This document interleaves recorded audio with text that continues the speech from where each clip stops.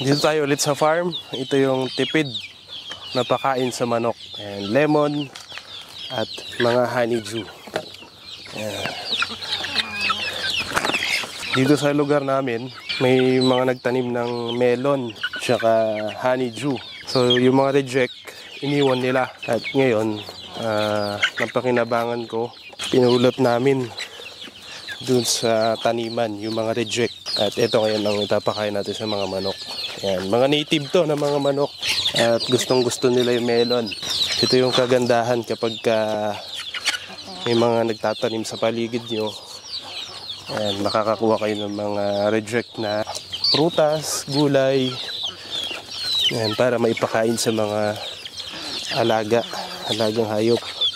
Ayan, gustong gusto ng mga manok natin yung melon tsaka honeydew.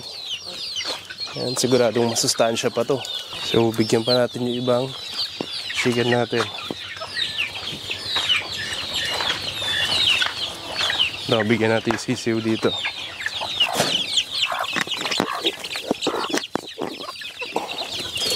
Ayan, dahil kinain ng nanay yung melon, curious yung mga maliliit na manok. Ay, hindi na nila yan.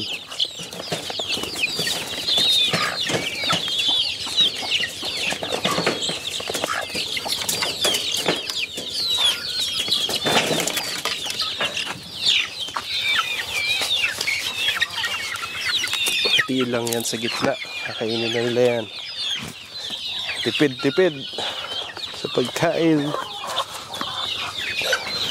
Sustansya pa.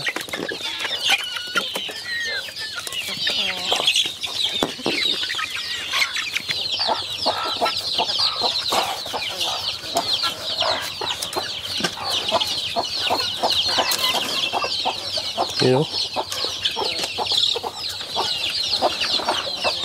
Yeah, bigyan natin yung mga sisiw. At ito mga 2 months old. 2 months old, 3 months old na mga manok.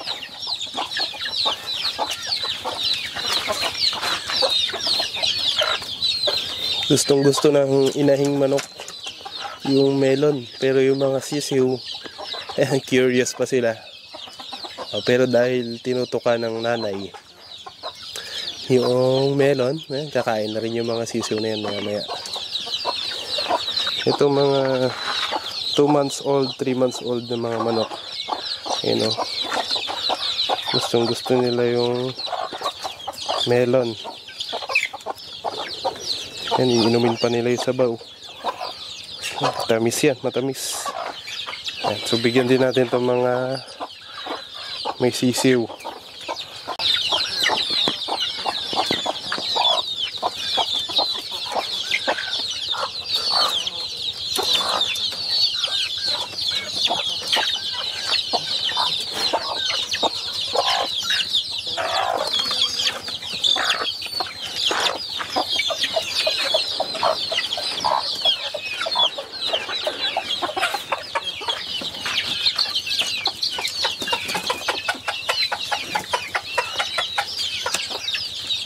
Ayan, binigyan din natin yung mga inahin na may mga sisiw na 1 week old.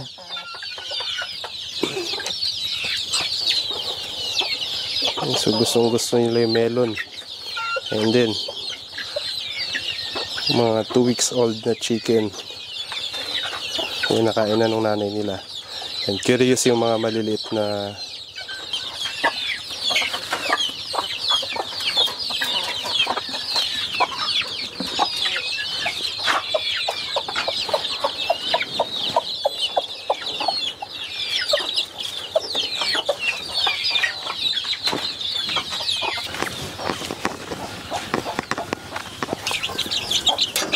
melon ulit para sa mga sisiw.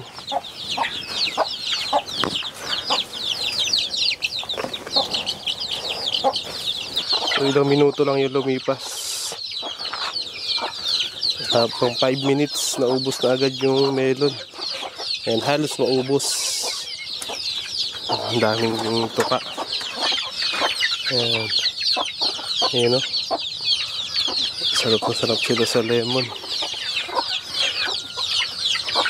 Yan ang mga native chicken natin. Ano kaya mga manok to? Manok Tagalog. Ayan, native Tagalog chicken. Ito, parang, hindi ba yan parang darag? Hindi ko na ma-identify eh. Kasi ito yung tandang nagbibinata. Ginagamitan ko ng mga ganitong kulungan, yung mga inahin na may mga sisiw para hindi kainin ng mga pusa. Yan, pusa ng kapitbahay, mga kumakain ng mga sisiw o kaya daga na malalaki. Yan, protection sa kanila yung mga ganitong kulungan. Ayun ba, isang kulungan. Ayan. Pagka medyo malalaki na sila, yung kaya na nilang tumagal sa lamig, ang tulad nito, ayan, mga ko na yung mga yan, 1 month old siguro. Hinihiwalay ko na sila sa kanilang mga nanay. Ayan, para yung nanay makarecover na, tapos mangingitlog na ulit yon mga ilang araw lang. Mabilis mapaparami yung mga manok natin, kahit native sila. Ayun, ang ganda, sisigla. Tsaka ito mga native chicken natin, walang vaccine yung mga yan. Hindi natin yan tinurukan ng mga vaccine para sa mga sakit tulad ng coryza. Mga lakas yung resistensya nila. Pag may nakikita na akong nanghihina, pag meron ng mga nanghihinang manok, nagbibigay ako ng vitamin Vitamin Pro saka Betracin. Hinahaluan ko na yung tubig nila. Pero mula nakaraang taon, wala pang sakit na malalang tumama rito para mamatay sila. So, sana magtuloy-tuloy na Betracin lang tsaka Vitamin Pro ang magamit natin. Naubos na nila ulit yung ibang mga honeydew tsaka lemon. Magbigay pa tayo. Maghiwa pa tayo para may makain sila.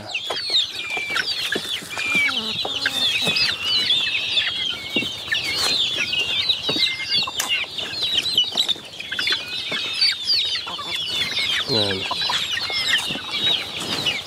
Ito yung lemon. Ayan, lemon na nahiwa.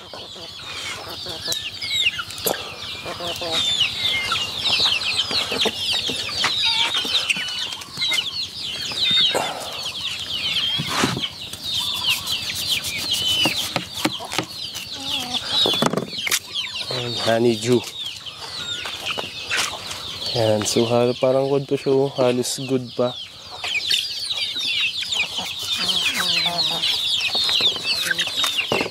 Tipid na pakain.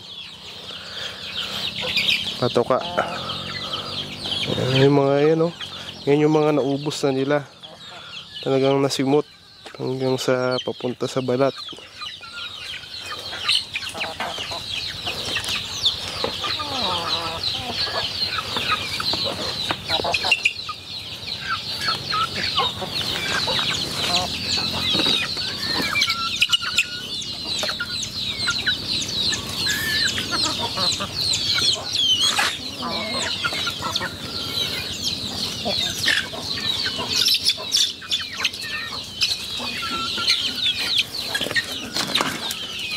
Ayan, honeydew para sa mga patuka sa manok.